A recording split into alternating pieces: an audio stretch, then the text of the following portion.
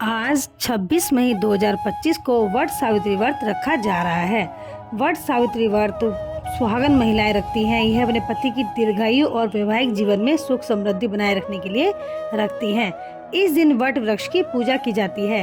ऐसी मान्यता है कि वट वृक्ष के नीचे यमराज ने सावित्री के पति सत्यवान के प्राण लौटाए थे।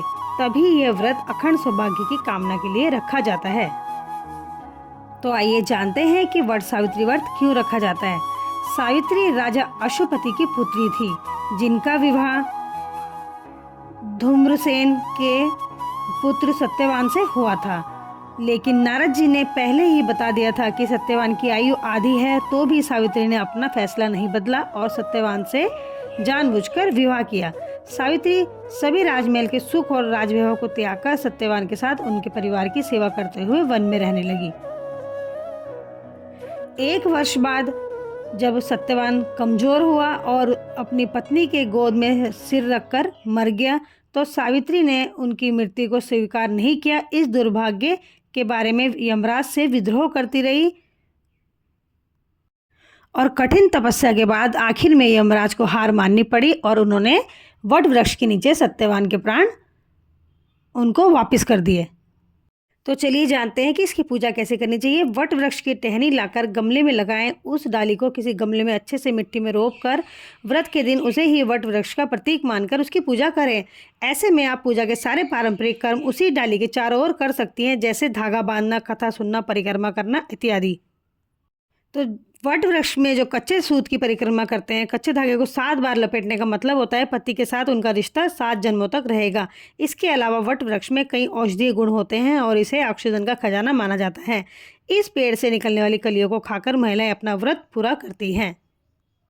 चलिए जानते हैं कि वट वृक्ष की पूजा कैसे करनी चाहिए। तो वट वृक्ष की जड़ में जल डालें, धूप, फल, फूल, मिठाई से पूजा करें। कच्चा सूत लेकर वट वृक्ष की परिक्रमा करते जाएं। सूत तने में लपेटते जाएं। इसके बाद 7 परिक्रमा करें। हाथ में भीगा चना लेकर सावित्री सत्यवान की कथा सुने। फिर भीगा चना, कुछ धन और वस्त्र अपनी सास को देकर उनका आशीर्वाद लें।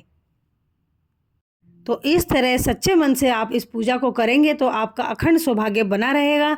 तो जो स्त्रियां इस पूजा को करना चाहती हैं वो मन में अपनी श्रद्धा रखें, भाव रखें और इस व्रत को अच्छे से करें और अपने मन में अच्छा भाव रखें, तो आपका सुहाग हमेशा बना रहेगा। सबका सुहाग हमेशा बना रहे।